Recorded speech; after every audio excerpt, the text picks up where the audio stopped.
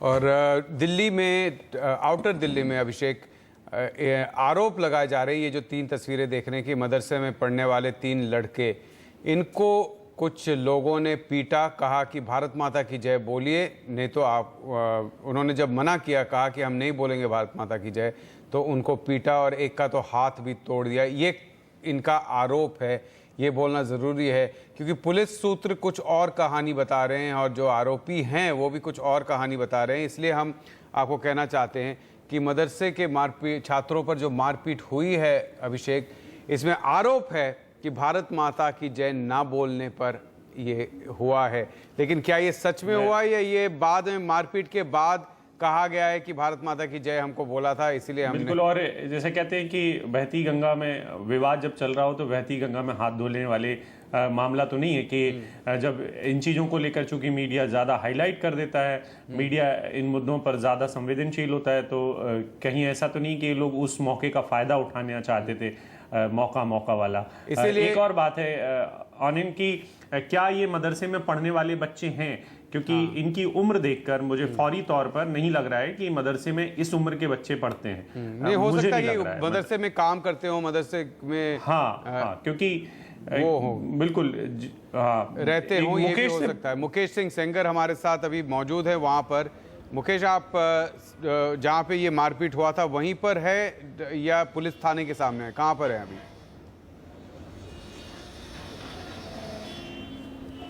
देखिए उन्होंने में अभी जो बेगमपुर थाना है, जहाँ पर जो आरोपी पक्ष है और जो कंप्लेनेंट पक्ष है, ये दोनों भी फिलहाल यहाँ पर आए हुए हैं और इस जिले के जो डीसीपी हैं वो भी यहीं पर हैं।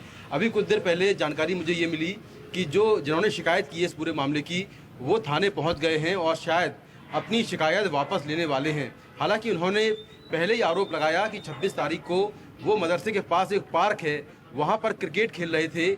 उसी दौरान कुछ लड़कों से झगड़ा हो गया और झगड़े के बाद मारपीट हुई और मारपीट के दौरान आरोप ये लगा कि उनको भारत माता की जय बोलने के लिए कहा गया और इसी बात से जब भारत माता की जय नहीं बोला तो दिलकश नाम के एक लड़के का हाथ तोड़ दिया गया। तो 3 लड़के इसमें इंजर्ड हुए हैं, दिलकश है, नईम है और एक अकमल है।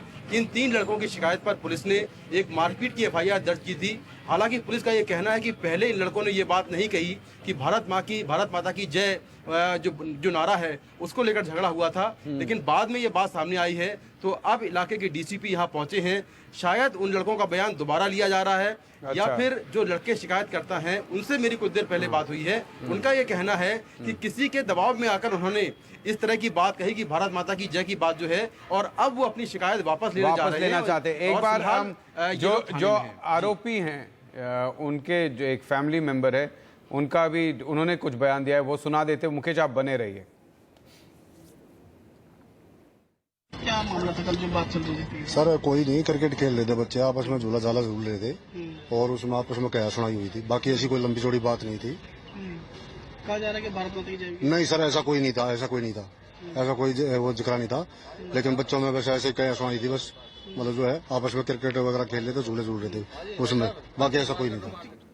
तो मुकेश हमारे साथ बने हुए हैं। अभिषेक, हम दिखा रहे हैं भारत माता की जय पर विवाद, क्वेश्चन मार्क हमने इसीलिए लगाया है क्योंकि ये सवाल साफ नहीं है कि सच में भारत माता की जय कहा गया था या बाद में ऐड किया गया। अभिषेक, बिल्कुल। और मुकेश, क्या ये ऐसा भी लग रहा है कि ये जिसे कहते हैं फितूर शब्द होता है कि वो फितूर हो कि चूंकि आपस में लड़ाई है और उसको चूंकि एक वर्ग विशेष से ही इनका ताल्लुक है, तो अपने आप को ज़्यादा विक्टिम दिखाने के लिए, अपने आप को ज़्यादा पीड़ित दिखाने के लिए इस ट्रिक का इस्तेमाल किया गया हो कि हमें भारत माता की जय बोलने के लिए विवश किया गया या दबाव डाला गया?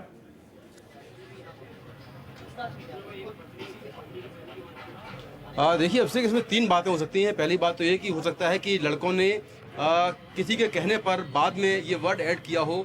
दूसरा ये कि इनके साथ वाकई में ऐसा हुआ हो। और तीसरी बात ये है कि पुलिस के दबाव में आकर ये जो बात अपनी जो कंप्लेन वापस ले रहे हैं, कई बार पुलिस भी चीज़ों को मैनेज करती है और जो शिकायत करता है उनको ये कहती है कि आप इस तरह की बात करेंगे तो सांप्रदायिक माहौल बिगड़ेगा। तो ये सारी बातें हो सकती हैं, लेकिन सच्चाई क्या है ये अभी तक साफ नहीं है। जो पुलिस के अधिकारी हैं वो आधिकारिक तौर पर उन्होंने कोई बयान नहीं दिया है, वो अंदर हैं और उनका कहना ये है कि अभी वो दोनों पक्षों से बात कर रहे हैं और बात करने के बाद अगर जो शिकायत करता है वो नहीं मानते हैं और वो कहते हैं कि उनके साथ ऐसा हुआ है, तो इसमें आईपीसी के जो सेक्शन है वो और भी ऐड किए जाएंगे। और अगर शिकायतकर्ता अपनी शिकायत वापस लेते हैं तो फिर इस मामले को यहीं पर खत्म किया जाएगा। लेकिन अभी यहाँ मामला पर तो दोनों पीटने पक्षों का के लोग रहेगा, हैं, मुकेश। लेकिन किसी भी पक्ष के लोग मीडिया से बात नहीं कर रहे हैं।